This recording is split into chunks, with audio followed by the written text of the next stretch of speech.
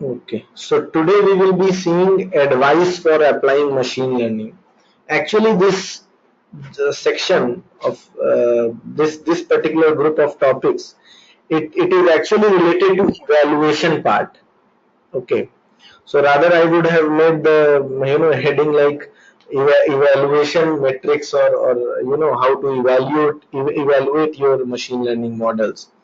But okay, so basically in this uh, today's session we will be seeing how you can test your model uh, with the train test split, what kind of train test split you have to make. Also we will be and various ways, like two ways basically we will be seeing that. And also how do you evaluate your hypothesis. So there are basically some metrics like confusion matrix, true positive, true negative, false positive, false negative, those things. And again another term, recall versus precision. So these three things you will be seeing. Um and then of course we can, these metrics basically will be useful while we will be doing these classification models. These classifier see, in linear regression you don't need these evaluation metrics, because in linear regression you have to predict a value, you don't have to predict the categories. So in classification problems where you have to predict the class, say male or female, dog or cat, in those cases, evaluation metrics are very useful. So I will start with this train test split first. So basically, in any classification problem, if you see, usually what is the problem is, the problem goes like this: you have, say, class A, class B, class C, class D, something like this. And you have certain observations, say 100 observation of class A, 100 observation of class B, 100 observation of class C, and 100 observation of class D. So basically, historical data, or you can say previously known data, you have 400 data points. Suppose 400 observation you have. Now, on this 400 observation, you have to build a classifier, you have to build a model, you have to basically build a model. So given some observation, given an observation, it can predict the class. It can predict whether the class. So basically whether this observation is A or B or C or D, like this. Okay. Now to evaluate your model, what are you supposed to do? You have to first divide your training data into train and test. In regression problem, we have also seen, in regression problem also we have seen that you have to divide your data into train, validation and test. There were three data sets which were required because the validation was used for choosing the degree. Basically it is used to choose the hyperparameter of your model. Hyperparameter means the special parameters which on which your model depends, so like degree. So those things basically depends upon validation data set. In classification problem, if you do not have any hyperparameter, or if you do not have to choose anything, you can just divide your data set into training and testing part. So now the thing is, how do you divide your train and test? So one popular methodology is 80-20 rule. 80-20 rule. So in this rule, this thumb rule, what people do, like you have 400 data points, right? So this 400 data point, people will take 320 data points for training, and they will take rest 80 points from testing, for testing. And on testing, you can basically claim your accuracy that okay, on these 80 data points, suppose 72 data points you were able to correctly identify. So 72 by 80 basically becomes your how much? Say 9 or whatever, like 10, 90%. 10 and yeah. Basically it will become zero point 0.9, which is 90%. So 90%, your accuracy will be. So like this training and testing, you break your data points, you break your data set. Basically, you divide your data set like this. Now, coming to the problem, what is the challenge with 80-20 rule is there is some challenges with 80-20 rule. Suppose you have now, so these 400 data points were there, right? Now with these 400 data points, 100 data points were there for each class. For each class A, B, C, D. For each A, B, C, D, you had 100 data points. Now 320 data points you have taken, basically having 80 data points from each class. 80 data points from A, B, C, D. Basically, to make the training data balanced, you have taken 80, 80, 80, 80 training data points so that the model will not be biased towards one class. Suppose in this 320, if you take 100 from A and 100 from B and then just 60 from C and 60 from D, that's not a good idea, right? Because that will make your model bias. Okay, so we divide equally mainly, and then the 80 data points which are for testing, in that you will have 20 data points for A, B, C, D. Now this particular scenario of 80-20 rule, this works well when you have huge number of data. Suppose you have 2000 data points. Okay. In 2000 data point, on 1600 data points you can basically train your data, and on 400 data points you can test your data. Okay. So this is a typical scenario. So if you have say 10,000 data points, so 8,000 you will be using for training and 2,000 you will be using for testing. So in the scenarios where you have huge number of data points, say in order of thousands, then it is very good. Then you can apply 80-20. But as I told you, if you remember in the first class we have seen a Tom Mitchell um, uh, Tom Mitchell definition of machine learning, that as you show your model lots of training data, so with experience E, your performance of the task T, so your performance measure P will increase on some task T. So with experience means if you are giving it more data, so the training will be well, the training will be good. Try to understand this part. Suppose you have 1,000 images of dog and 1,000 images of cat, and you want to build a classifier which can identify whether it is a cat or a dog given on some unseen data. Now on these 2,000 files, 1,000 dog and 1,000 cat, you basically, what are you doing? You are learning some features of cat and some features of dog, so that how do they look like. Basically you are learning the features, right? Now in this 2,000 file, on 800 files of each class, basically on 1600 files you are going to do the training, and 400 files you are going to do the testing.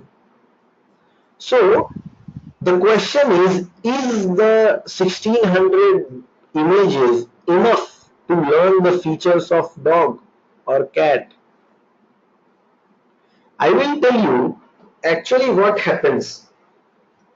Suppose suppose instead of 1600, somehow I am able to collect 10,000 images, 5,000 of dog and 5,000 of cat, various kinds of images. So now I have 8,000 images to train my model, right? To train my model, Okay. I have 8,000 images now. Hmm. Now, on these 8,000 images, 4,000 is of cat and 4,000 is of dog. So on this data, the training will be good, or on this data training will be good. So that's what machine learning is all about. The more data you give, the training will be more good. Or you can say the more data you give it, it will be more general. Okay, it will be more general. So with experience, the accuracy should increase. Again, I am not saying that if you will give it 1 lakh images, then the error will just reach 100%. I mean, the accuracy will reach 100%. No, but generally the trend goes like this. Suppose you have this training data and you have this accuracy. So as you increase your training data, your accuracy will go on increasing. Or as you increase your training data, your error will go on decreasing. This is error. This is accuracy. So that's the general scenario I am telling you.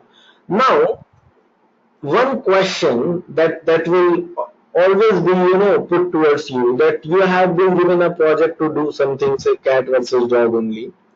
Now, in this particular scenario, how will you train your accuracy basically to the client?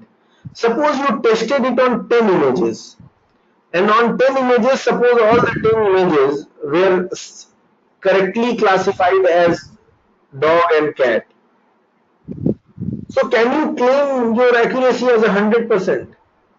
Can you say it is 100%? So just on 10 images, claiming your accuracy to be 100% is a bad recommended thing to do. I mean, it is never recommended to test your model on a small data set. It is always recommended that you should test it on a large data set so that you can get a general error. Okay. It is always about a generalized error. That what is your general error? So general error is always on a test data set which is big enough to be used in a real time application.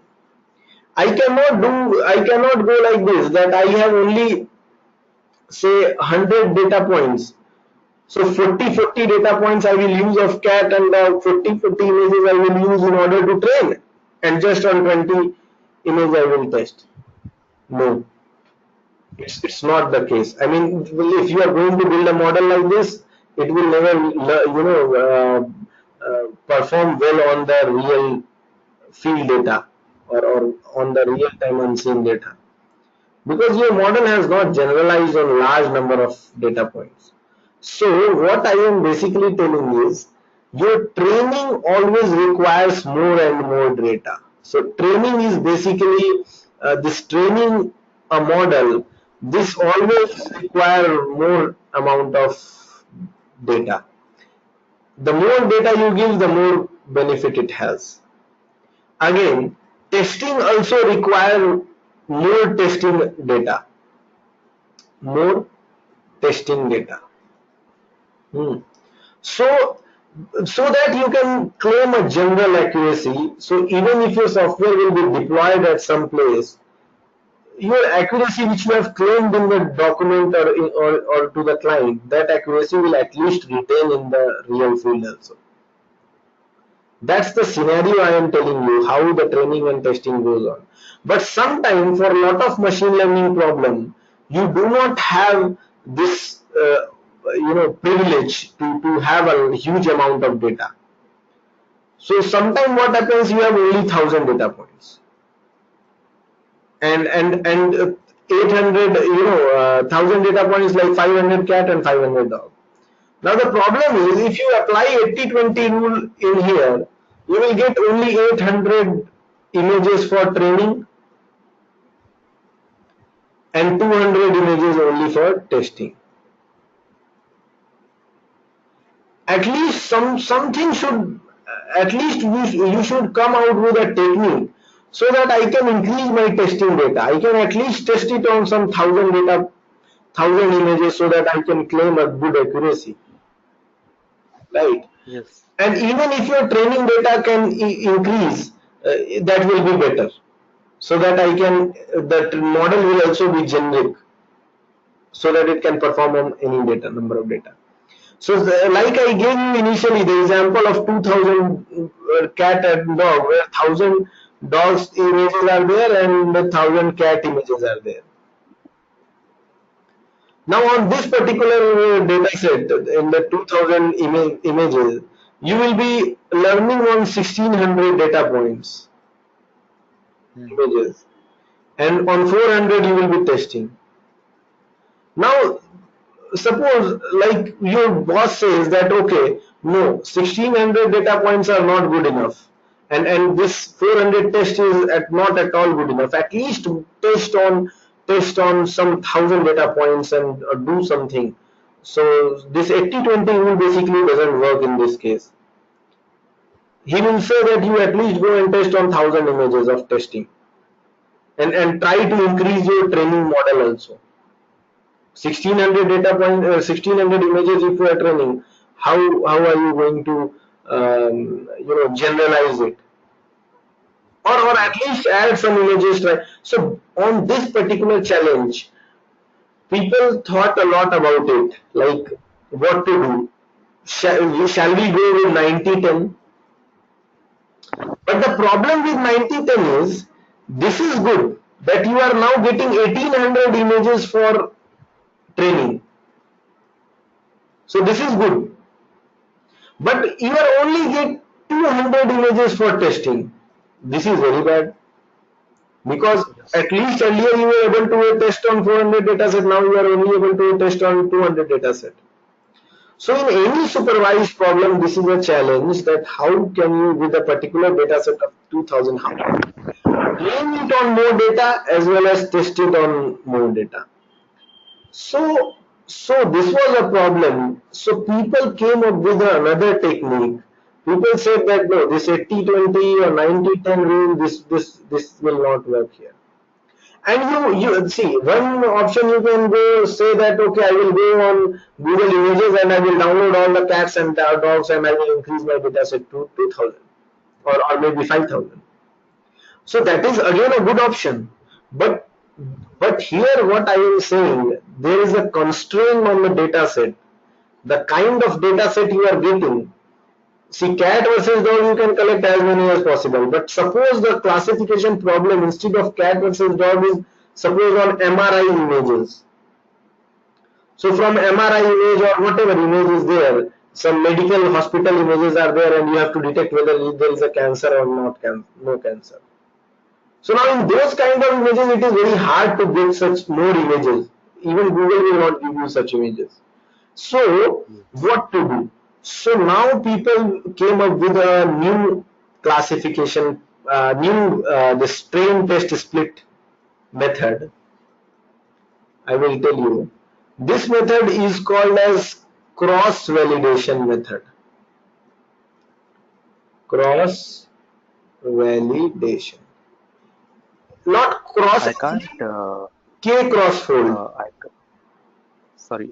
I can't learn my system to get some more data, like You can from get some observation, more data. You can get some like more from data. observation or something by means of like to observe a real cat or real dog, and to get some more data. Yeah, but from where will you get more data? From Okay. internet?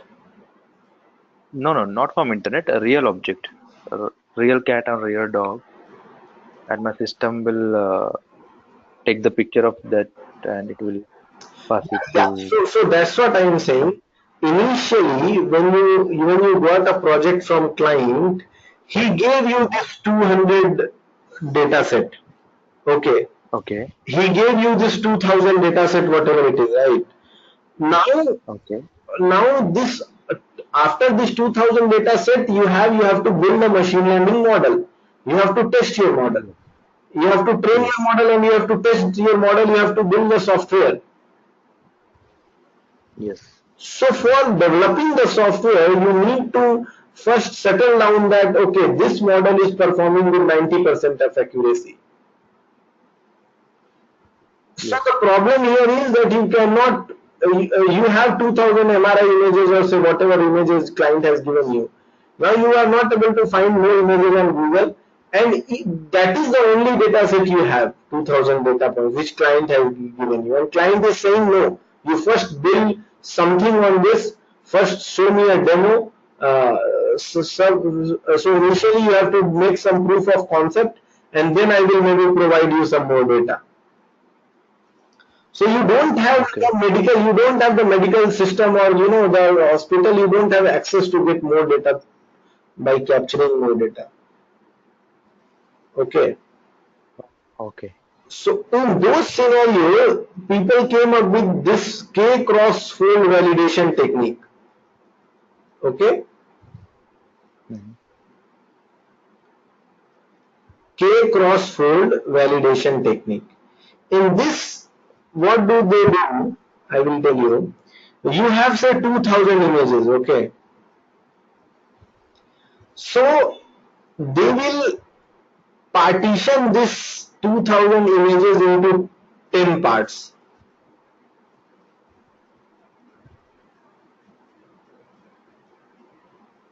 Okay. Okay.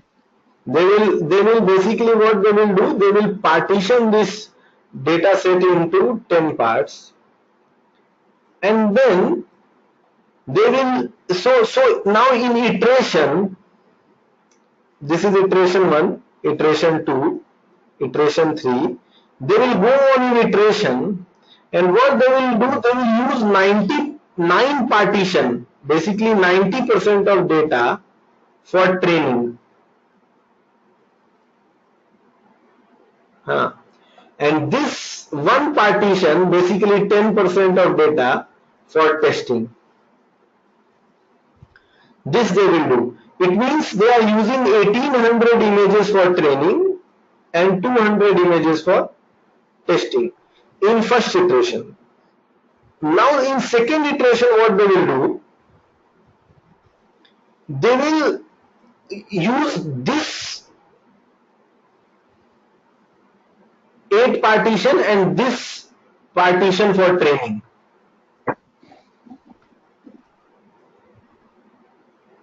and this partition they will use for testing. Again, in These are third, already yeah. these are already used. The ninth partition is already used in for So training purpose. so basically in this K cross fold validation technique, I am training my system 10 numbers of time. Okay. I am training my system 10 numbers of time, where every time I will change my test partition. So every time I Okay. will test it on some other partition, some new partition. So as there are 10 partitions, at 10 number, after 10 number of iteration, I will at least test every partition without getting it included into training.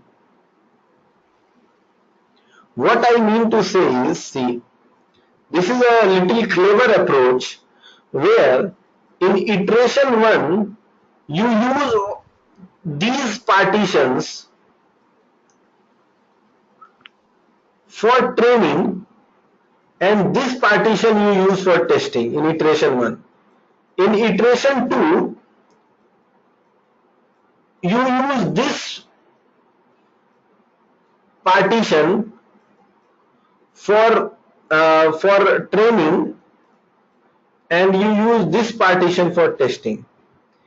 In iteration 3 you will use maybe 1 2 3 4 5 6 7 and 9 and 10 for training, and you will use 8 partition for testing. Like that, in iteration 10 you will be using 2 3 4 like this, 5 6 7 8 9 10, this for training, and first partition for testing. So like that you will go on, evaluating your model. So after 10 iteration you will test it on how many data points? You have 10. tested your model, whatever model you have learned. Suppose you have learned a simple model, say decision tree. Mhm. We will see this model afterwards, but as of now just I am taking an example.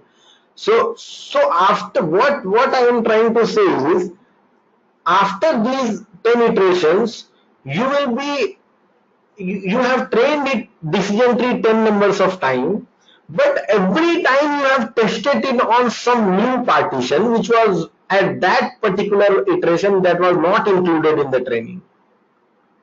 Like when I am taking 10, I am not including 10 into the training data. When I am taking 9, I am not including that 9 into training data. So without including the test data, so every time these test data, when they are tested, they are new to the model. So on how many data points you are testing now? You are able to test 2000. it on all the 2000 data points now. You have Okay. divided your 2000 data points into 10 partition. So each partition is of 200 data points. So every time you are basically testing 200 data points without getting them included in the training. Training, of course, if you see the training part in this 10 iterations, every time in training, one partition is getting changed. Like earlier 10 was not there, 9 was there, now 9 is not there, 10 is there. So every time training is changing little bit, but yeah, testing every time is always unseen data. So with this clever technique, people were able to test all their 2000 data points. Now on this 2000 data point, you can claim your accuracy to be good enough. I mean, you can say that, okay, now on 2000 data points, suppose we are getting 90% accuracy. So then you can say, yes, now my model is little, I mean, I can claim that I am getting to 90% accuracy because this testing is done on 2000 data points. It's not just a 200 or 400 data points on which I am making my accuracy claim. I am claiming my accuracy on 2000 data points. Of course, there is another complexity involved here that you have to train your model 10 numbers of time. But then if the model has to perform good, any number of time you train it, how does it matter? It will whatever pattern it has to capture, it will capture it from this. And if you will see the training data also, this training data is also been trained on 1800 data points because there are 9 partitions. So every time at least while training you are having 1800 data points, but with 80-20 rule actually you had only 1600 data points, 1600 images. With Okay. 80-20 rule you had 1600 images to train. Here at least every time you are getting 1800 points. Of course, training data is repeating. I mean, at least 8 parts is repeating, 1 part is changing. But it will capture the pattern. The model will capture the pattern. Model is same. Only your test data is changing every time. So, do Okay. you think it is a good idea to go like this with this technique called as K cross fold? K cross fold. K cross fold validation technique. Here the value of K is 10. So basically you can say this technique has 10 cross fold. What you can say? 10 cross. Okay. 10 cross fold. Because I have divided into 10. If you have divided it into 5, then it would be called 5 cross fold. But in general, I am telling you what the general rule is. Generally people do this only. Okay? 10 cross Okay. fold. Okay. So this is one of the one of the funda that you needed to understand. I mean, this is K cross fold validation technique which is used. Now, But this training data, sorry, yeah, testing data, yeah. it's already is exist in training The, data set. the testing data, Yes, yes, the testing data, the uh-huh. 10%, Yeah, it's already exists in training set. No, no, no. Like See, like we take a suppose you take this nine. iteration. No, earlier iteration it was exist. Earlier iteration it was there, but in this Yes. iteration, when I am training my decision tree or I am training my classifier, in this iteration, Uh, the previous model now that is gone. That will be overwritten, and that this the previously trained model I am not adding it to, I am not augmenting data into it, or I am not using the previous model, previous iteration model. I am okay. retraining my model again. It's a new model in this iteration where these data points are used for training and this data point is used for testing. Now this test data is not included in the training. Okay. Like, But using this K cross fold model, yeah. how much accuracy we can get it? We So can get it's, it yeah, yeah. See this K cross, 80%. yeah, Okay, carry on. yeah. See this K cross fold technique is just a train test split technique. It is not a model. It is not a machine learning model. Machine learning model, we will use decision tree or SVM or KNN or whatever classification techniques are there, random forest, gradient boosting, wave based classifier. So we will be using some particular model here to train on these 9 partition and to test on this partition. So what accuracy are you going to achieve? That depends upon the application. The purpose here was to test it on more data so that I can at least claim a general accuracy. If I have 10 data points and I am just, just I am taking 2 points for testing and I am claiming I am 100% accurate, my software is 100% accurate, that is not good, right? Your testing data set should be large enough to claim the accuracy. So that is the objective of doing this kind of splitting, using this kind of technique to split our data set into training and testing, and in iteration checking the accuracy. I mean, with this technique, I am not claiming that I will improve the accuracy, but what I am claiming that my accuracy will be more generic. On real time also it will be performing similar, with similar accuracy it will perform, because I am claiming my accuracy on more training data, I mean more data points, more test data. Yeah. Okay, okay, got Any it. question? No, no.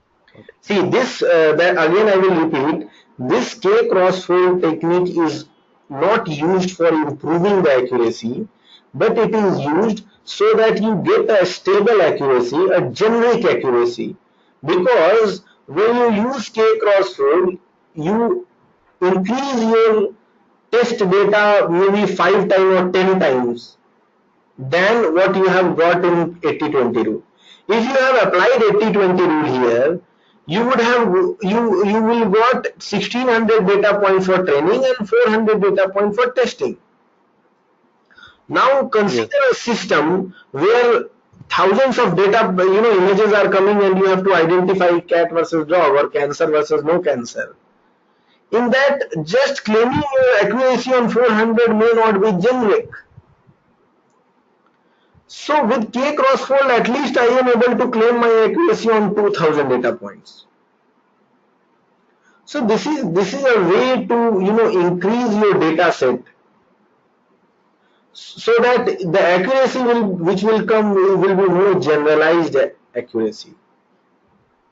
That's the point of K cross validation. In the Python examples, when we will be doing supervised learning uh, from 3rd October maybe, there we will Okay. see this particular technique. I will show you how you can from scratch you can write this code to divide your data set into 10 parts, and in loop you can iterate 10 number of time, and every time you will take 9 data points for training and 9 data points and 1 data point for testing. Okay. Yeah. Okay. In here basically the funda is, in each iteration you have to do 90-10 splitting, and you will do it 10 times. This 90-10 splitting you will do it 10 times, where this 10 in 90-10, this 10 percentage will change every time. In each iteration I am going to change this 10%, so that after 10 iterations I will get accuracy on all the 100% data set, that is all the 2000 data set. And in training also I am getting 1800 data points in every iteration at least. In each iteration, while training one model, I am using 1800 data point at least. See, each iteration here, the 10 iterations are there, each iteration is independent. I am not going to use this model while training this. I am not going to use the third iteration model in the fourth iteration model, or a ninth iteration model in the 10th iteration. I am separately training the models on 90% of the data in each iteration. Okay. Okay. Okay. Okay, so this is one technique, K cross fold validation technique, which is used a lot. This K cross fold technique is used a lot in any research paper or any research kind of data set or whatever you will see. You will find that this K cross validation technique is used a lot. Now, so there is another variant of this which is called as stratified K cross fold. What is it? Stratified K cross fold technique. Huh. Now, in this technique, basically stratified K cross fold, it is very easy. Basically, when you have your data points, you have your training data, right? And you are going to divide it into 10 iterations. Sorry, 10 parts. Some 10 parts. So basically what I want to tell you, when you take 90% of data in each iteration, you are taking 90% of training data, 90% of data for training and 10% of that for testing. So if you have a cat versus dog scenario, say classifier you are making, stratified K cross fold technique makes sure that you are taking equal balanced amount of cat and dog point in each partition.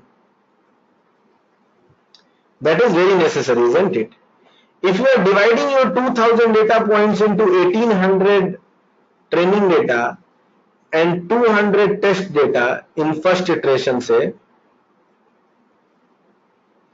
in these 9 partitions you should have 900 cat plus 900 dog, isn't it? And in this one partition you should have 100 cat and 100 dog, isn't it? So stratified K cross, usually in supervised classification you will find this stratified K cross fold technique usage, because this will make sure that your classes are balanced. So just tell me, if you have 2000 data points, if you have 2000 images, when you will divide this into 19 to 10 for your K cross fold technique, how many data points, how many images will be there in training? 10%. For training, For training, 90%. 90%. So if you have 2000 data points, you will have 1800 images. Now you mean 90%, you mean 1800 images, right? 1800. Yes. Yes. For training and 200 for testing. Now this I can choose it like this, that you have 2000 images, right? So if you have 2000 images and you have divided into 10 partitions, correct? So each partition will have how many data point? Each partition is having 180 data points. Suppose you Sorry. have 2000 data points, 2000 images, Mm. and you are dividing it into 10 equal partitions. 10, Each 200, partition will be 200, having how many points? 200. 200. Good enough. So 200 points you have in each partition. Now I can choose, say, in one first partition, I will choose all the 200 as cat. Or in, say, in eighth partition, I chose all the 200 points as dog. So is this a correct way of doing the partition? No. This is No, no. not a correct way of doing the partition. So the correct way is, when you are doing the partition, make sure that in each partition you have again equal number of cat and equal number of dog. So if you have 200 data points, 200 images in each partition, out of these 200, 100 should be cat and 100 should be dog. Agreed? Agreed. So this particular constraint, when you put that your partition should be balanced among the classes, then it is called as a stratified k-cross-fold validation technique. I am stratifying the partitions. It means basically I am arranging the partitions such that your classes should be balanced. Because if you see, if I take 200 data points as cat only, and that when that particular partition will be used as testing, when that particular partition will be used in testing, you will be testing only cats. Yeah. That's not good. You should also test Yeah. dog. So that's why it is important to make a constraint that your training, each partition should be balanced within the classes also. Okay. So Okay, okay. so basically, if I conclude, it's very simple. You have 2000 data point with 1000 cats and 1000 dog. So basically you will make a partition of 200 images. I mean 10 partitions you will make, each with 200 images, right? Okay. That 10 partition you will make, and in each partition you will have 100 cats and you will have 100 dogs. So first 9 partitions, suppose you take it for training, and this partition you take it for testing. So this partition will also have 100 cat and 100 dog. So when you will be testing this partition, at least you will have 100 equal amount of images for cat and dog to test. So this particular technique is called stratified k-cross-fold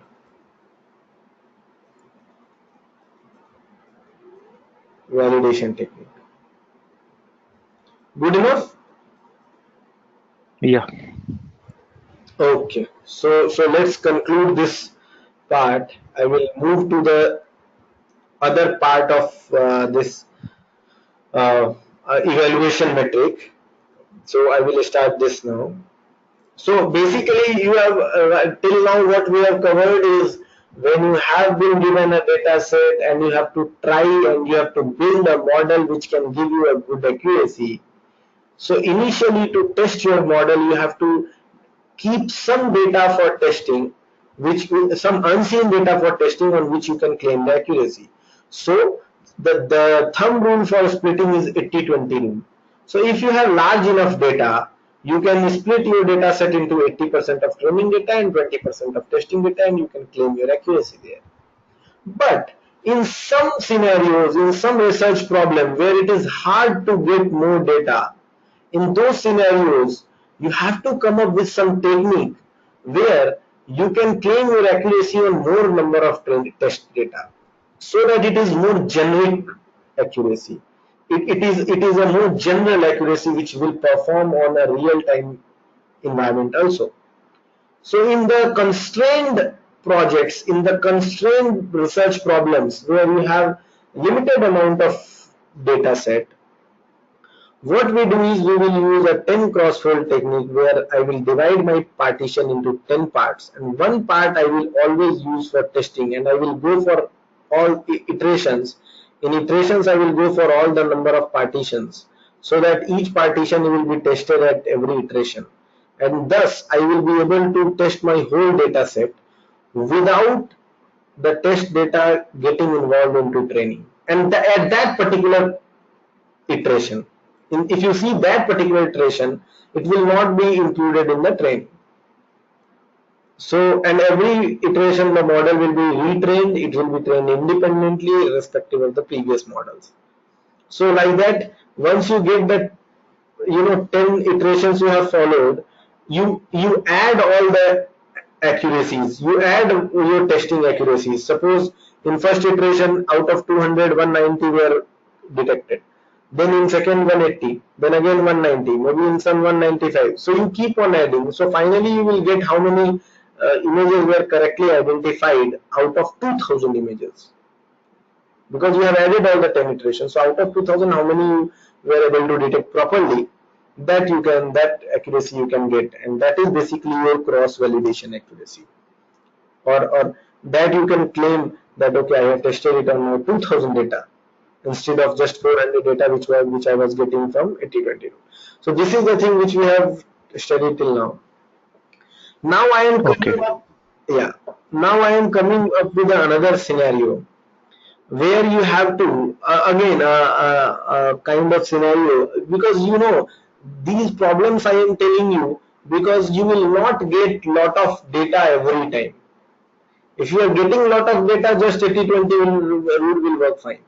So I am trying to tell you different kind of scenarios where you have a limited amount of data, and then how should you go about it. So again a different kind of scenario I am going to tell. So suppose you have to detect whether the patient has cancer or not.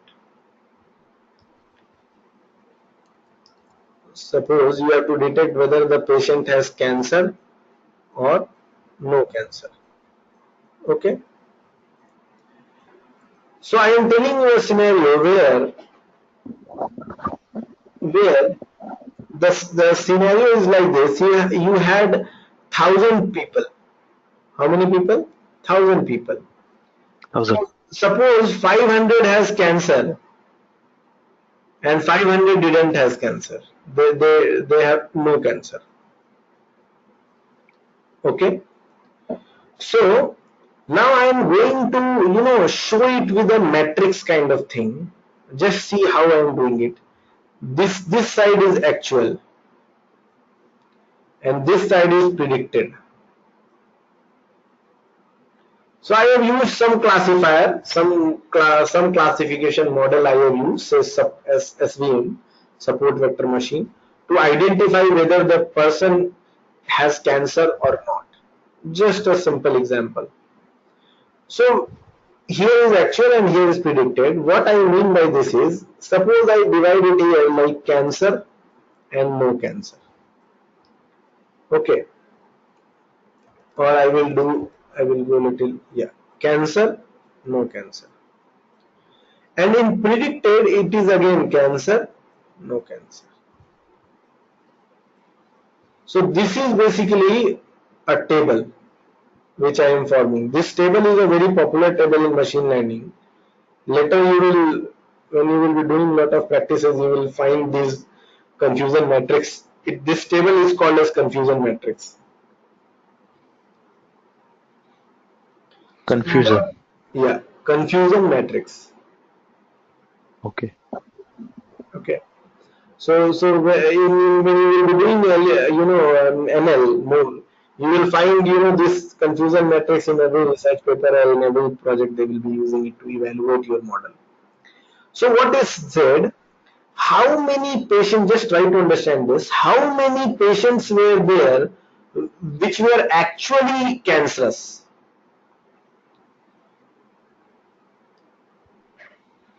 You had 1,000 people where 500 has cancer and 500 has no cancer. Okay. So the question is, how many people were there who were actually cancerous? 500. 500. and 500 people were there who didn't have cancer. Okay. Now this confusion matrix tells about this is also C, this is also C. This is actual C and this is predicted cancers. So out of 500, how many your system were able to predict cancers? Suppose your system was able to predict 490 people as cancers.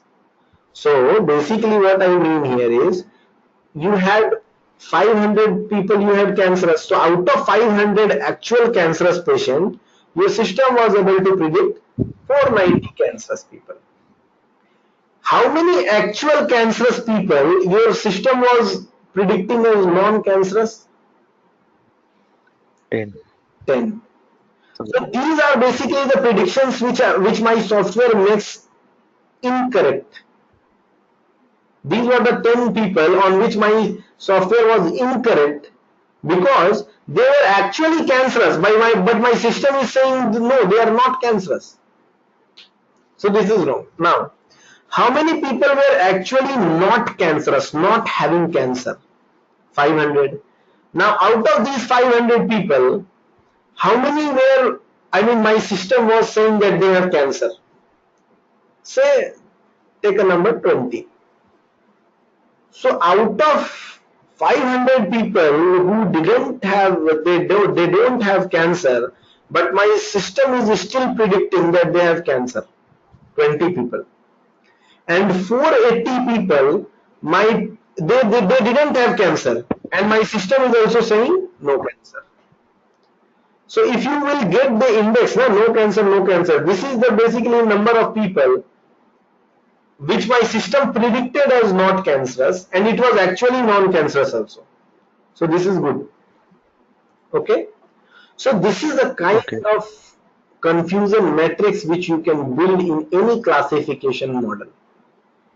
In any classification problem where you have to classify between a male or a female or a cat versus dog or cat, dog, elephant, giraffe or any kind of whether they have a cold or flu or not flu or anything, say you are happy or sad, emotion recognition, any kind of problem I am saying, you can build a confusion matrix like this that in your data set how many were actually cancerous and how much your system predicted as cancerous. So that is true thing.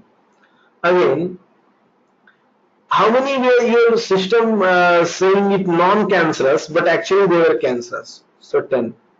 Now how many people were not cancerous but your system is telling them as cancerous? 20. And how many people were there who didn't have cancer and your software also correctly detected as non-cancerous? 480. So this is a truth table kind of thing, or you can say confusion matrix, where you get the evaluation like this. Okay. Now the point We here is can to go make for sure is, yeah, third parameter also, like cancer, non-cancer, and yeah, third one yeah, like yeah, non-diabetic, yeah, yeah, yeah, semi-diabetic, or yeah, something like that. yeah. You can go for it. Suppose like this also you can go. Suppose you Three have, by three matrix. yeah, 3 by 3 matrix. So suppose you have to identify say cat, dog and elephant. So you can go like this. Hmm. So how many were cat? Say 300 data points were there. 100 cat, 100 dog and 100 elephant. So say cat to cat it detected. See, this is predicted and this is actual. So Okay. cat to cat detected say 80 and cat to dog detected 15 and cat were detected as elephant 5 number of time. Now dog detected as cat say 20 number of time and dog detected as dog say 80 numbers of time and dog as elephant 0. 0. Now elephant as cat 0, elephant as dog 0 and elephant as elephant 100 number of time. So like this you can make a confusion matrix. So any number of classes you have you Okay. can make a confusion matrix. Okay. Okay. Okay. Okay, but this example of cancerous, non-cancerous I have taken because I have to, because of some other reason. I will come to that point I am coming to. So to get to that point, I am basically building this model. I mean, I have taken this example. So yeah, just try to understand it more carefully. This is the actual cancerous patient, and this was the the predicted cancers. So in medical world, if you see or if you know, they will be called as cancer positive. Suppose there is a blood test, and in that blood test they will be detected as cancer. So we call it that it has that guy has been detected positively, isn't it? Yes. So he was detected as cancer positive, or say whatever is there, like flu positive, or malaria positive. So we say positive when it is detected as cancer, and we say negative when it is not detected as cancer, isn't it? So Yes. in that scenario, that same basis, on that same basis, I'm going to make some terms here. So there were 500 people which were actually cancerous. Okay, and those people were detected as cancerous. So can we say these people as positives? They have been positively detected as cancer. Can we say that? Yes.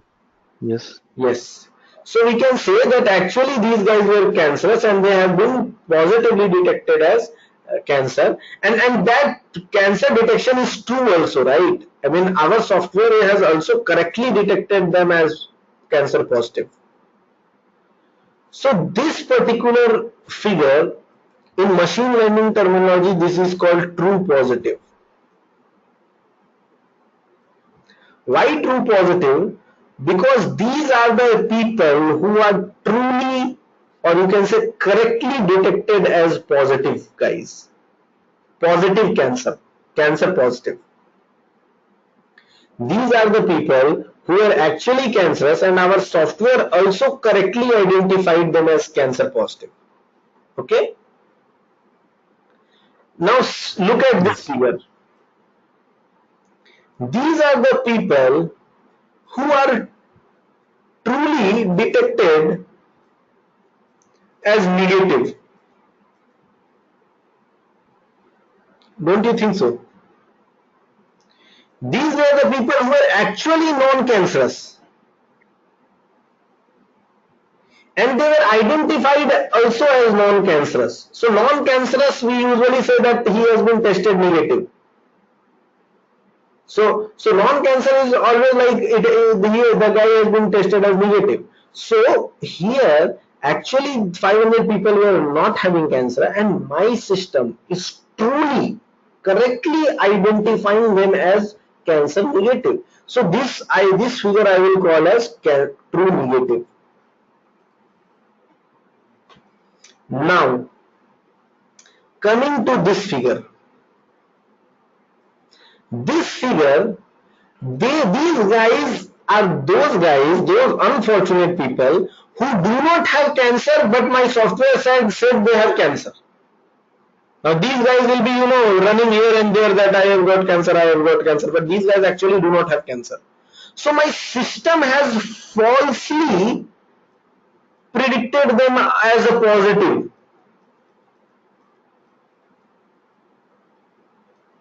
If you see here, my system has falsely made them cancer positive. These guys were actually not having cancer, but my system said that you have cancer.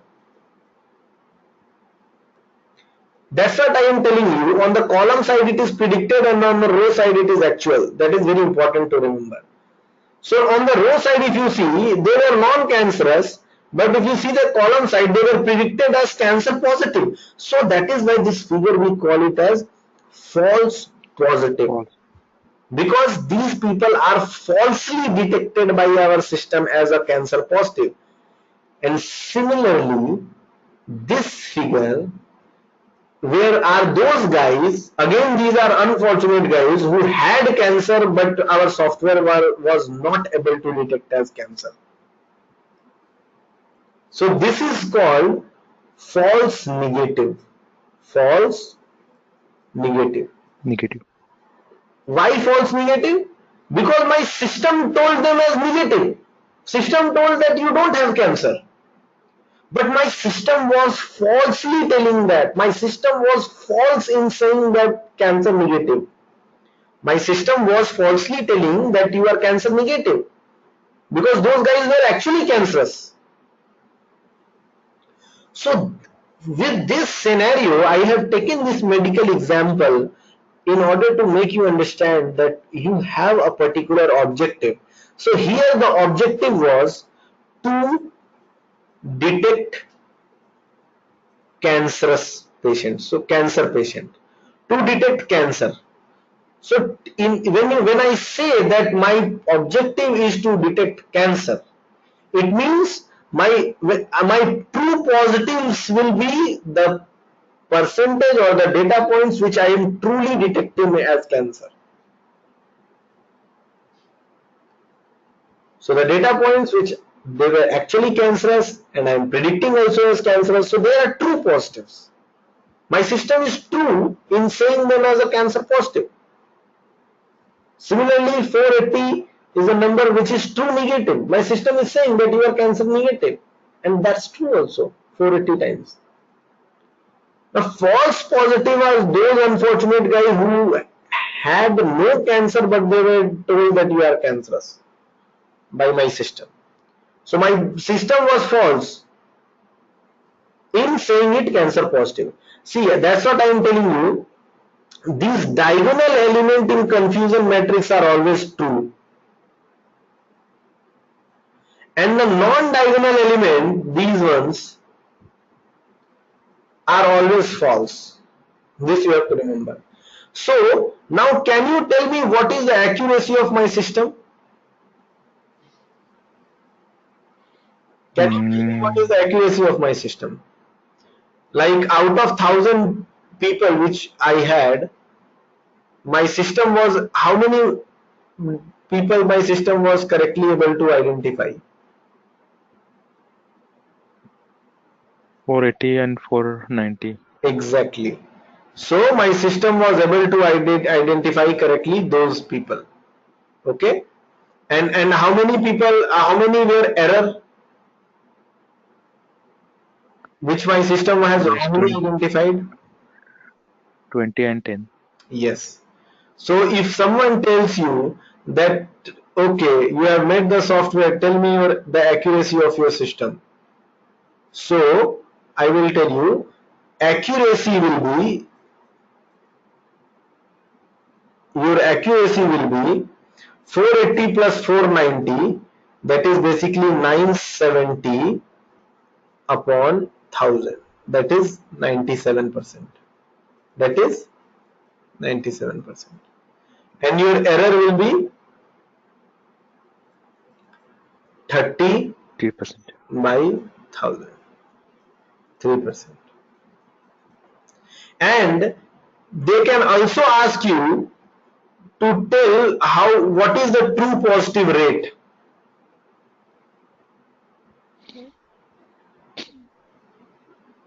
What was the true positive rate?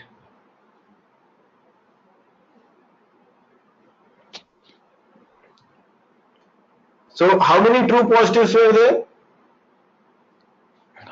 There are See, your true positives were 49. 490. So true positive were 490 and say false positive were 20. 20. So basically, when you say true positive rate, it means how many people your system has detected as positive. How many people? Okay, tell me from this confusion matrix, how many people your system predicted as they have cancer? Who is having cancer? Yeah, 490. And what about this? This also your system detected as positive, right? Yeah, but it's falsely detected. Falsely detected, that's fine. I am It is asking how many people your software was detecting positive.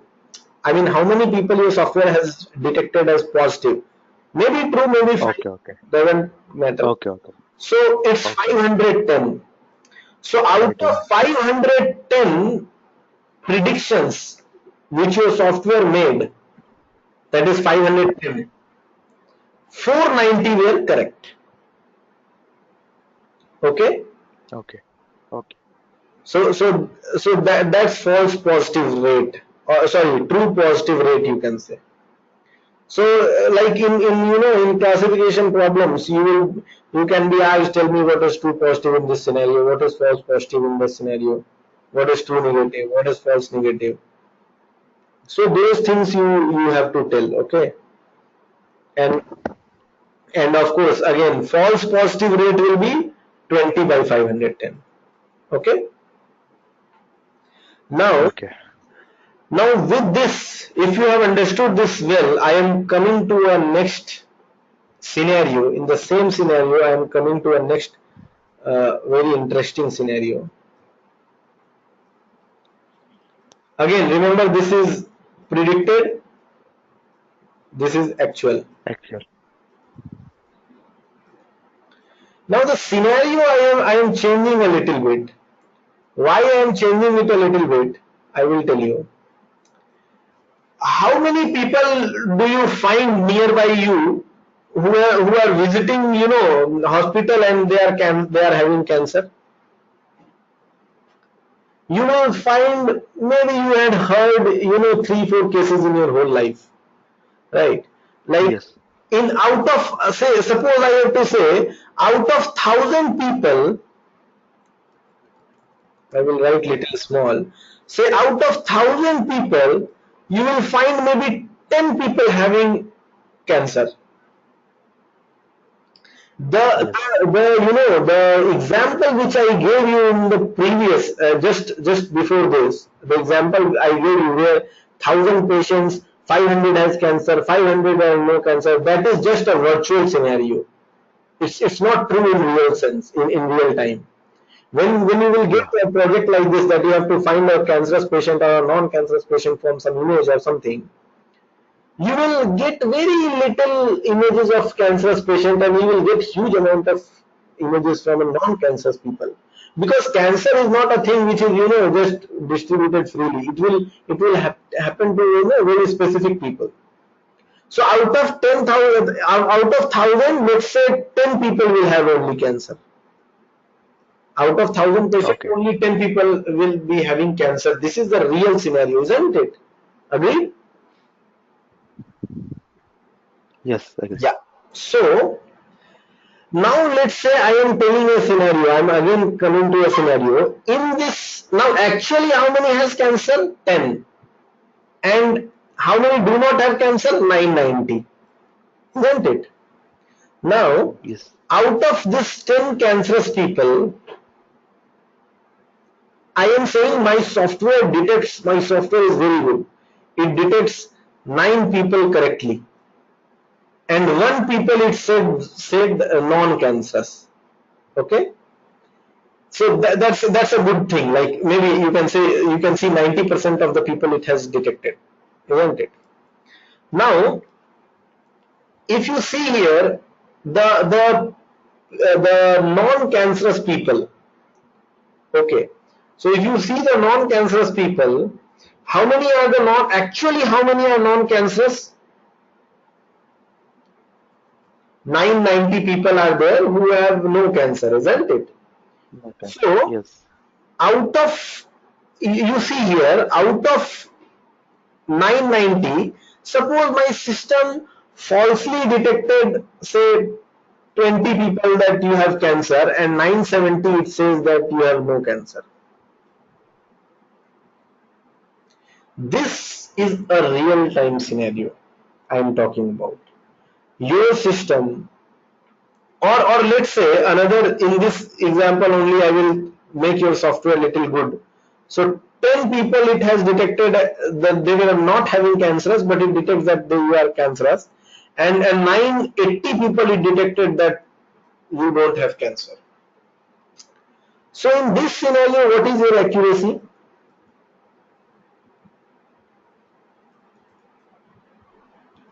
989 by 1000, isn't it? 98.9%. Good enough. Now your error, 11, basically, 11.1. yeah, you can say just uh, 11 by 1000. So that will be basically how much? 1.1%? No. Having 1.1. 89, I'm doing something wrong, isn't it? 0 point, okay, 1.1 basically it will come. 1.1. So you have made a very good software, a brilliant software where your accuracy is 98.9% accurate and your error is 1.1% accurate. And you have done a lot of hard work into this, that this kind of features I will use and this model SVM I will use and that and these and those. You have done all your all your hard work you have put into building this software, where out of 10 cancerous patients it is detecting correctly as 9, and it just for one it was not able to detect, and out of 990 people who didn't have cancer, your software said that I mean 10 for 10 of them it said that you have cancer, and for 980 it said you don't have cancer, which was true. This is true negative, isn't it? If they were not having cancer, Yes. your system also predicted as no cancer. Now, like, you have put all your hard work into this. Now I am another guy, I am running my own company. I will go to the client and I will tell, I can give you another software which will run with even more good accuracy, and I am a guy who don't know machine learning, but I am claiming that I will make a software with more accuracy than yours. So what actually I am going to do, I will make a software like this: cancer, no cancer, cancer, no cancer. Okay. And what I will do, I will I will do no machine learning. I will just simply say everyone. I will say no cancer. Everyone I am going to say no cancer. So out of 10 people who are having cancer, all the 10 I will say you don't have cancer, which is Okay. absolutely wrong. And Yes. to in the 990 people which do not have cancer, also I will say you don't have cancer. So basically I am doing no machine learning. I have coded 3 lines of code that print everyone as non-cancerous. And I took my software to the client, and if you see the accuracy in this case, it will be 99%. Don't you think so? 990 by 1000. Yes. Error is just 1%. So without doing anything, I have got more accuracy than yours, where you have done so much of machine learning and so much of hard labor. So what basically, why I am giving you this example is accuracy and error, calculating from confusion matrix, calculating accuracy and error like this is not at all recommended in such scenarios where your data set for one class, I mean, you have an unbalanced data set. When you have an unbalanced data set where one class data points are very less and for one class the data points are very high, which is very realistic. If you see a cancer detection system, or if you see this problem, it is very much realistic that out of 10,000 people you may find just 10 people having cancer. In these kinds of scenario, you cannot just rely on your confusion matrix and this accuracy and error, because any system can just fool around and get project from you claiming that Yes. my accuracy is 99%, and I am doing nothing. I am just doing everybody no cancer. See how bad my model is, that out of 10 cancerous patients I was not able to detect even one. Still I am getting 99% accuracy. So there, so then, and such type of problem, what are they called? Skewed class problem, skewed data set problem. This is again a very important problem, which these big shots in ML will be discussing. I mean, maybe you will be out, or maybe you will find these discussions in lot of places where ML is used. This is a skewed data set problem, where you have, for one class you have very less number of people, and for another class you have more number of data points. So in such scenario, you cannot rely on accuracy and error, because you can be always fooled in this case. So in the skewed class problem, there was a need to come up with some different metric. There was a need to come up with some different metric which will tell that no, this system is far better than this bullshit system. So what is that particular, what is that particular measure through which I can tell this? So I will I will introduce the terms. There is a thing called as precision, and then there is thing called as recall. These are the two evaluation metric, precision and recall. These are very important. If you go by these measures, it will tell you the true evaluation. It will do the true evaluation of your model. And now we will be seeing these two metrics for both the systems.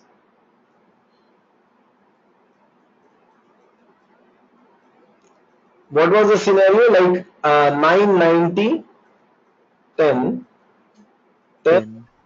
no, no, No, no. uh, 9 1, correctly 9, and 1 and incorrect, 1. right? This was your scenario, and this was my scenario, where cancer, no cancer, cancer, no cancer. Here I had 0, 0, 0, 0, and then 1, 10, and then no, 10, and then 9, 9, 990. 990. Sorry, this was 980, isn't it? 980. So basically, you have 1,000 people, 10 having cancer. This is actual. This was the scenario, right? 990 non-cancerous, 10 cancerous. Here also you see 990 non-cancerous and 10 cancerous, right? Now Yes. I will define a term called as precision.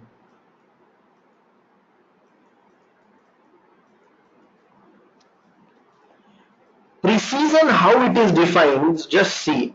Precision tells you that what was your true positive. I mean, how many patients you truly detected them as cancer positive, out of out of total positives which you have detected. True positive upon total positive. Total positive. Now tell me, how many patients your system has told as positive? how many patients your system predicted as positive that they have cancer? This is the predicted side. How many people your system predicted as cancerous? 19. Yes. 19 people your system 19. predicted as cancerous, and how many were having truly they had cancer? 9. 9. So actually 9 people had cancer, your system predicted as cancerous. And total your system total positives, total cancerous patients is detected were 19. So this way if you will calculate, this will just come around say 50%, or not even 50%, it will come around 49% or whatever, right? 50. Okay. 48%, let's say. Now you calculate your recall. Recall says, recall is another metric which says how many your system detected correctly as cancer positive, the same thing as in this numerator, upon how many were actual cancerous. Actually, how many were cancerous? Actually, how many were cancerous? Actual positive. Mm. This total positive which is there, this is predictive positive. Mm.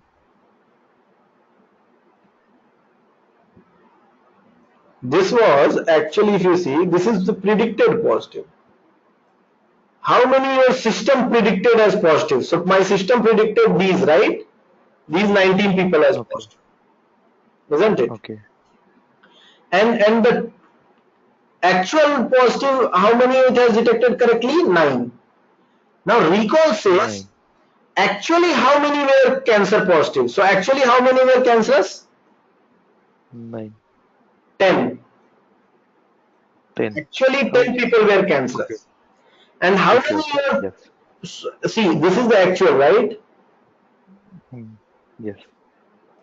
Actual how many were cancerous? 10. And your 9%. system was able to detect how many? 9. Your system was able to detect 9 people as cancerous. So this comes out to be how much percent? 90%. Good enough? So so this is a typical example of precision and recall, where here you have a precision of 48% and recall of 90%. So basically 90% of the people who have actually had cancer you are able to detect well. And 48% of the detections your system made as positive, only 48% had actually cancer.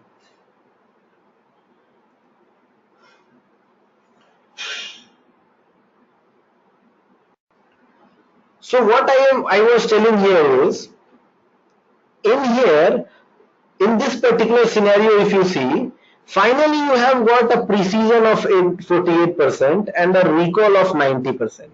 So if I summarize it, your system 90% of the time was able to detect the cancer patient from the actual ones. Whatever number of actual patients you had who has cancer, your system was able to detect 90% of the time. You see, from the Yes. actual one, your system was able to detect 90% of the time. 9 out of 10 it has detected. And if you talk about the Yes. precision, whatever positive detections your system has given, 48% of the time it has given it correctly. Out of 19, out of 19 times when it says that you are cancer positive, only 9 times it was actually having cancer. So the precision is Yes. from the perspective of the system's prediction, and the recall is from the perspective of actual detections. which your system has done. So this is from actual side, this is from predicted side. Good enough? So Now, it is a good system or this is a bad system. This is a, from this you can actually see this is a really bad system because its recall is very good. Recall wise it is good. If you do not yes. want to miss a patient, if you do not want to miss a patient that suppose a patient is cancerous and you do not want to miss him, so then this system is Mhm. fine. It's doing fine. It has 90% of the recall rate. So if 100 people are having cancerous, 90 people it will detect correctly. So it is still good. But from the precision point of view, it is bad. Because say thousands of people are coming. Some have cancer and some have no cancer. And out of 1,000 people, suppose it tells 20 number of times that you are cancerous, you are cancer positive. So in 20, 11 times it will say wrongly. A wrong guy it will who do not have cancer also he will say that you suffer will say it is cancerous. Yes. From that perspective it is wrong. But that 9 people it has told cancerous which it has detected actually. So recall wise it is good. Suppose in 1,000 people in a huge number of people came to hospital 1,000 people. Now suppose 100 of them had cancer and 1,900 of them has no cancer. Sorry, 900 of them have do not have cancer. So out of 100, say 1,000 people came, 100 had cancer. Your system will detect 90 people had cancer correctly. Out of the 100, it will detect 90 people who had cancer. But out of 900 people who do not have cancer, still it will detect some of them as cancerous. Right? So if it detects in all it detects 200 people as cancerous. So in 200 people, 48%, mainly 92% people, 92 people, it will correctly identify as cancer, but 108 people it will wrongly detect them as cancer positive. But they will actually do not have cancer, but it will detect as cancer. So precision is bad.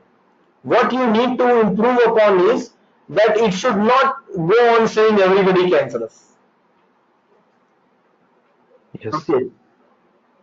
So now just have a look on the precision and recall of my system where I was trying to fool the client by saying that my accuracy is 99%. What is the precision? How many true positives are there? How many There are numbers zero, of time, how many number of time I correctly predicted a cancerous guy? zero, and How many number of time I correctly said that zero, I predicted positive? How many zero, number of time I predicted positive? zero. Now see the recall. How many people were actually having cancer? Actual, yes, 10. 10 people were having cancer. And how many my system Yes, was able to predict correctly? zero. So my precision is also 0 and recall is also 0. So this is a very bad system. I mean, this is not a system at all. Okay. Okay. Because everything, when you have a skewed data problem, everything is dealt from this value. Hmm. Okay. Everything is dealt with this value. So like that, this system is very bad because So, here you are not detecting anything positive. So your true positive is 0. So this is very bad. yes. I will tell you what would be a good system. A good system would be when you have 10 here or say 9 here and 1 here, and out of this 990, suppose 2 you detected as I mean actually there were 990 people who do not have cancer, just 2 of them you detected as cancer, and 988 people you detected as no cancer. If you see the precision of Okay. this system, the precision is true positive, that is 9, divided by total number of positive predictions you have made, 11, which will come out to be 0.8,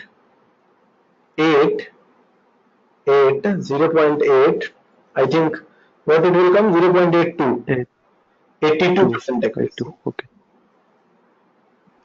And recall rate, if you will see, recall is actually how many had cancer, that goes in denominator, 10, 10. and you were able to 10. calculate 9, you were able to 9. relate 9, so this is like 90%. So this is a 90%. good system where you have your precision and recall are both high.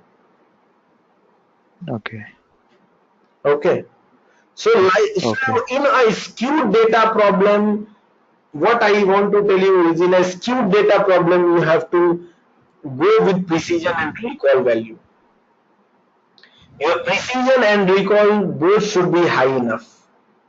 Okay, Okay. it should Okay. not be like only precision is going good and your recall is bad, or your recall is going good and precision is bad. It should not go like this. Your precision and recall both should be good.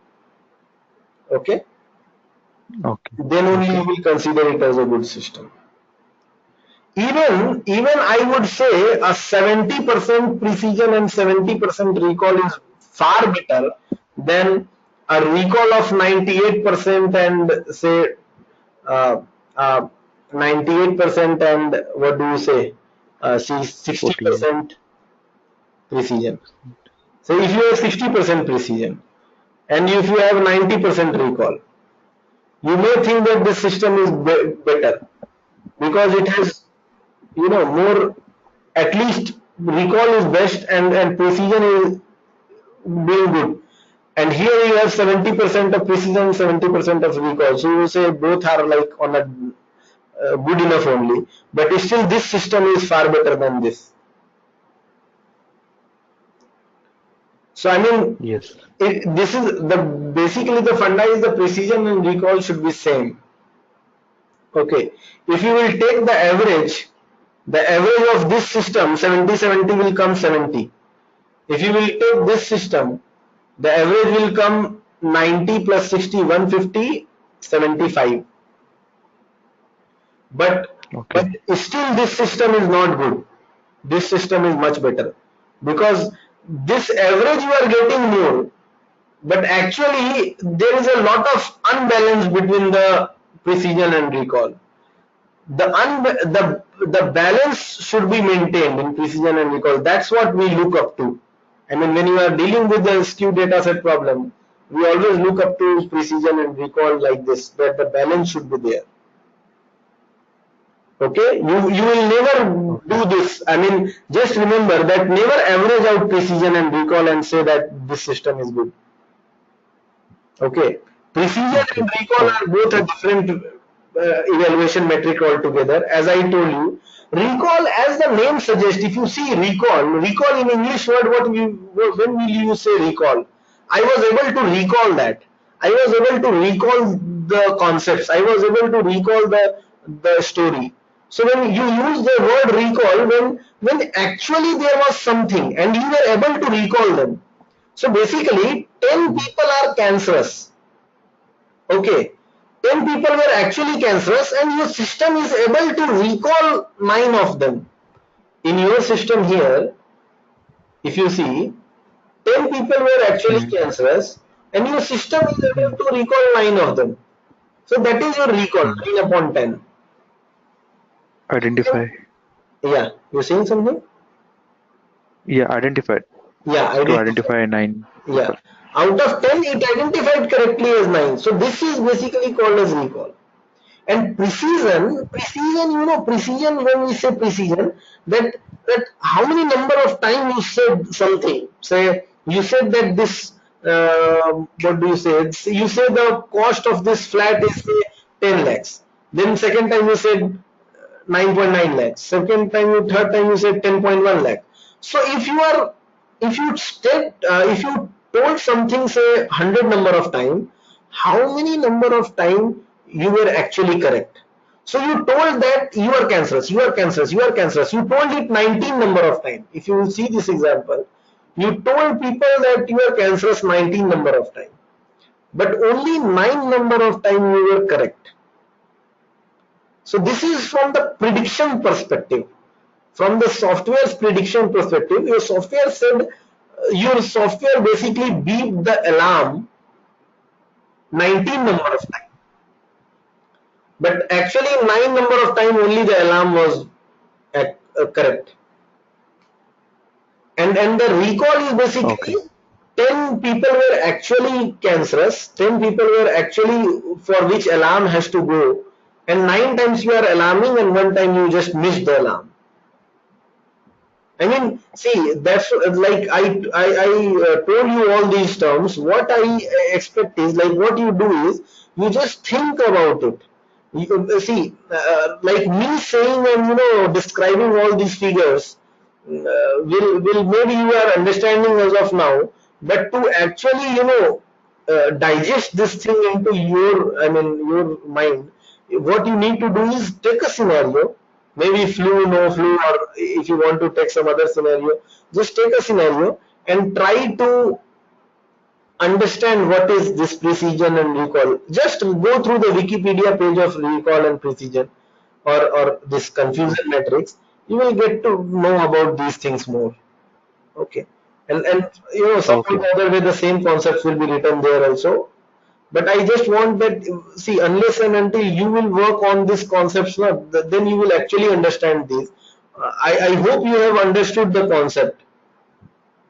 Yes, yes, I understood it. Yeah, yeah. So if you have understood, you just need to maybe go through it once on your own. You will definitely understand Yes, this. Okay. yes, yes, So yes. so this is precision and recall. So if you see the evaluation metric, we have seen the confusion matrix, how it is built, how you can see actual versus predicted in confusion matrix, and we have seen the true positive, true negative, false positive, and false negative. What are these terms? Finally, we have seen the recall versus precision also. Okay, that, Okay, and we have seen the skewed data problem. That is how basically recall and precision has come into picture. Okay, okay, so one last thing I would like to show you, like this was a scenario, a medical kind of scenario, where you have something positive, something detected as, say, we usually say HIV positive, HIV negative, right? So, or anything, mm, like any medical problem or whatever diseases are there, so disease positive, disease negative, we say. So that is just a two class problem. Now, if you have a multi-class problem, like I was working on a project a year back, I will tell you. In that project, what was there, that you have to identify from the human's voice, you have to identify the emotion. Okay. okay, So I had got a Berlin database for emotion, where they had, where they had people who had spoken. Uh, One people has spoken in a happy mood, sad mood, disgust mood, angry mood, neutral mood, like that. So the confusion matrix which I used to build there was like this. So actual on this side, and predicted on this side, and predicted on this side. So I made okay. happy, sad, neutral. Then you had what? Anger, Angry, angry. uh, and then boredom. There were 7 emotions actually, and I think Mm, happy, sad, neutral, anger, boredom, and one was disgust, I suppose. Hmm. So these were the uh, these were the system. These were the emotions which were there. Huh? Uh, now now from this predicted also I have made, say, happy, sad, and neutral, yeah. normal. Yeah. So happy, sad, neutral, anger, boredom, disgust. Okay. So these systems we have made, and then we have made a confusion matrix which was 7 by 7.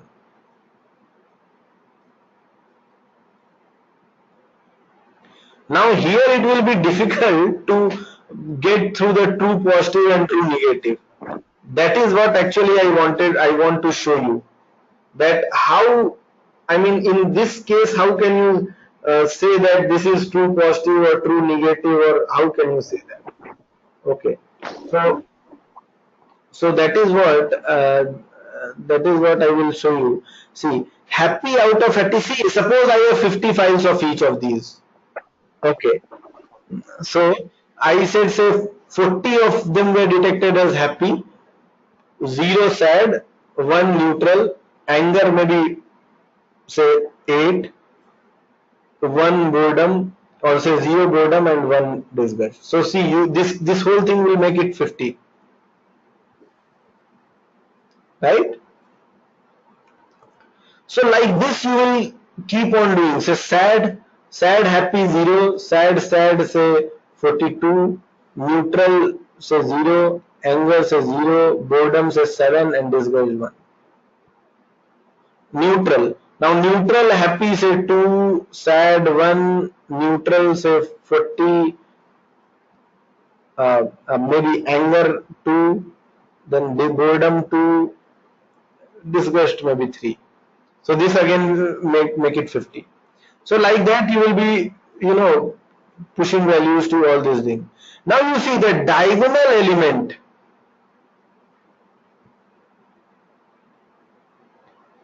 This is your what? If you see, this is your true positives, isn't it?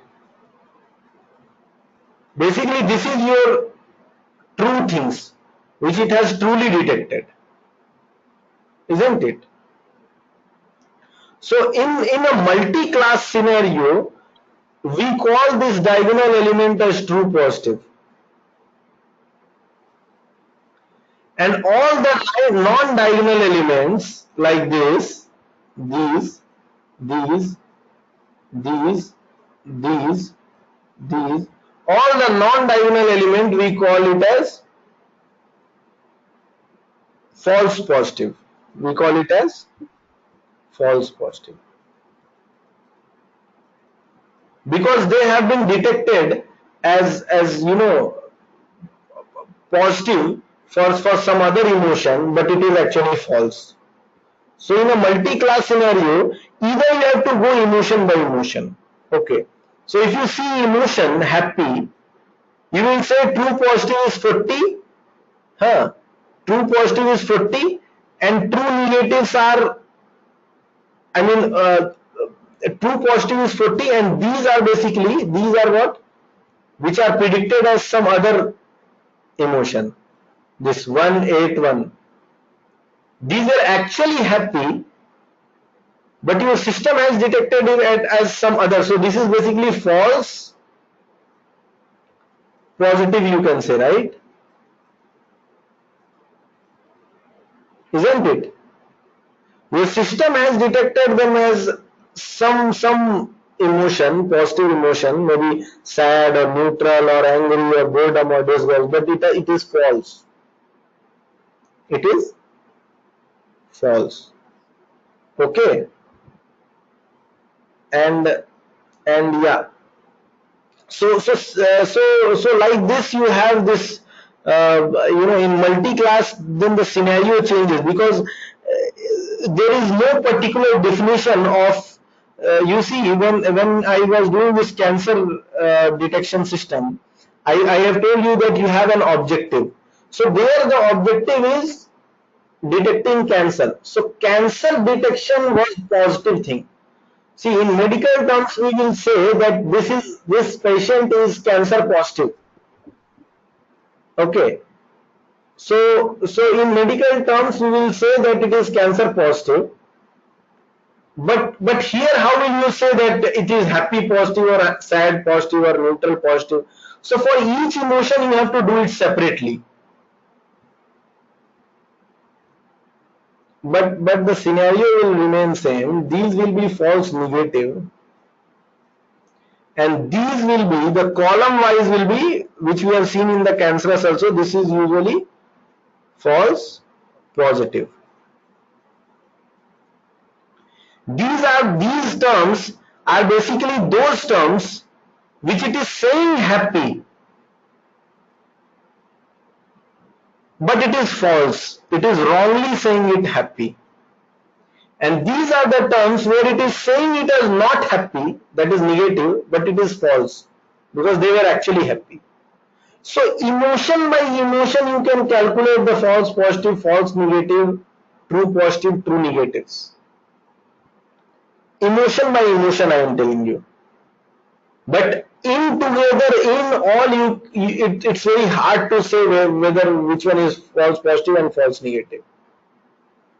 So in a multi-class problem, class by class, you have to tell your false positive and false negative. For the sad, the false negatives will be this. But false positive will be these, the column, this column, the second column. This will be false positive. And this will be false negative. So like that, you can see what are the false positive and false negative here. Emotion by emotion, basically. So that particular row will become the false negative and the column will become false positive. And of course, the diagonal element will be the true positives. So for neutral, this one is the true positive, isn't it? This and this. I have made it a lot of messy things. So for neutral, if you see, this is true positive. And this whole column, except this thing, will be, what do you say, false positive. It is saying it as this column, it is saying it as neutral, but it is not, actually not neutral. It is happy, sad, or something like this. So it is falsely detecting it as neutral, positive. So basically, what in total I mean to say that for every emotion, you have to tell separately the false positive and the false negative thing. Good enough? Yeah. So, hello. Yeah. So you have any question in this?